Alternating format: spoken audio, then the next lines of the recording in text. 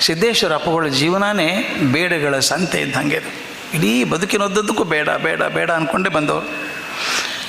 ಅವರ ಗುರುದೇವರು ನನ್ನ ನಂತರ ನೀವೇ ಅಂದರು. ಇವರು ಬೇಡ, ನಾ ಸ್ಥಾವರ ಆಗೋದಿಲ್ಲ, ಜಂಗಮ ಆಗ್ತೀನಿ ಅಂದರು. ಗುರುಗಳನ್ನು ಕಾಡಿ ಒಪ್ಪಿಸಿದ್ರು. ಅವ್ರು ಒಪ್ಪಿದ ಮೇಲೆ ಅದೇ ಅವರ ಅಸ್ತಿತ್ವ ಆಯಿತು. ಉಡುಗೆ ಬೇಡ ಅಂದರು, ಮೃಷ್ಟಾನ್ನ ಬೇಡ ಅಂದರು, ಮಠ ಮಹಲು ಯಾವುದೂ ಬೇಡ ಅಂದರು, ದೊಡ್ಡ ಕಾರು ಬೇಡ ಅಂದರು, ಆಡಂಬರದ ಮೆರವಣಿಗೆ ಅದ್ಧೂರಿ ಸ್ವಾಗತ ಇವ್ಯಾವುದೂ ಬೇಡ ಅಂದರು.